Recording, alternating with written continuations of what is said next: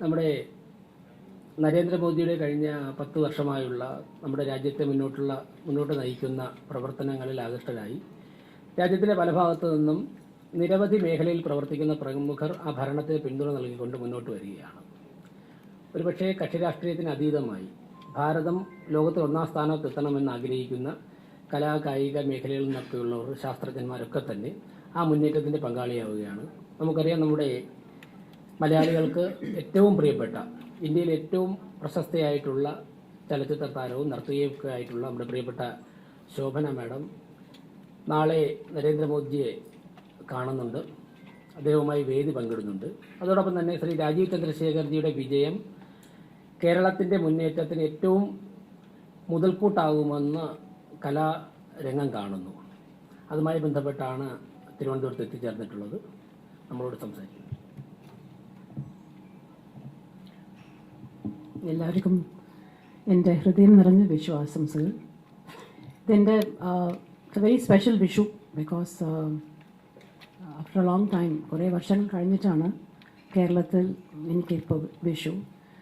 സദ്യ ആയിട്ടില്ല കേട്ടോ. So, and of course it's very special because I'm here in support of Shri Rajiv Chandrasekhar, and I'd like to wish him all the very best in the campaign. That's it.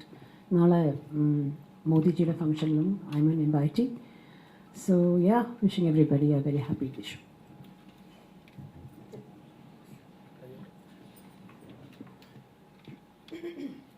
എല്ലാവർക്കും എൻ്റെയും ഹൃദയം നിറഞ്ഞ വിഷു ആശംസകൾ.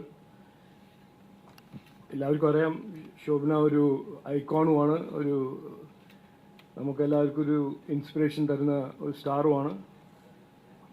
ഞാൻ ഈ കഴിഞ്ഞ 1.5 മാസം campaign ചെയ്യുമ്പോൾ, ഈ പുരോഗതിയും വികസനത്തിനെ പറ്റി ക്യാമ്പയിൻ ചെയ്യുമ്പോൾ എനിക്ക് ഒരു ഭയങ്കര ഗ്രാറ്റിഫൈങ് എക്സ്പീരിയൻസ് ഇതാണ്.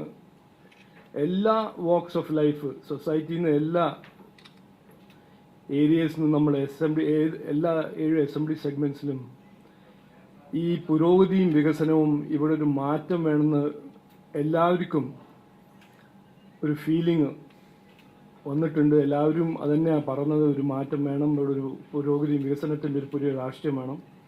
അതുകൊണ്ട് എനിക്ക് കിട്ടുന്ന സപ്പോർട്ട്, ഒന്ന് ശോഭന മാഡം ഒരുമാതിരി ഐക്കോൺസ്, അത് ഭയങ്കര ഒരു സാറ്റിസ്ഫൈങ് ആണ്. എനിക്ക് അഭിമാനമുണ്ട്, സന്തോഷമുണ്ട്. അതേമാതിരി തന്നെ എത്രയോ ആൾക്കാരും ജനങ്ങളും എന്നെ മീറ്റ് ചെയ്തിട്ട് എന്നെ സപ്പോർട്ട് ചെയ്യുന്നുണ്ട്. അത് എനിക്ക് ഒരു നല്ലൊരു എക്സ്പീരിയൻസ് ആയിട്ട് ഞാൻ കരുതുന്നു. ഇത് ഈ മെസ്സേജിൻ്റെ ഒരു ഇൻഡിക്കേഷനും കഴിഞ്ഞ 10 കൊല്ലം നമ്മുടെ ഇന്ത്യയിൽ ഉണ്ടായ ഒരു മാറ്റവും ഒരു പുരോഗതിയും വികസനത്തിൻ്റെ ഒരു രാഷ്ട്രത്തിൻ്റെ ഒരു ഇൻഡിക്കേഷനാണെന്ന് ഞാൻ കരുതുന്നുണ്ട്. അപ്പോൾ ഒരിക്കൽ കൂടി നന്ദി പറയുന്നു ശോഭനാജിക്ക്. എന്നിട്ട് എല്ലാവരും ഇന്ന് വിഷുവിൻ്റെ ദിവസം ഇവിടെ വന്ന് പ്രസ് കോൺഫറൻസ് അറ്റൻഡ് ചെയ്തു. അതിനും എല്ലാവർക്കും നമസ്കാരം, നന്ദി.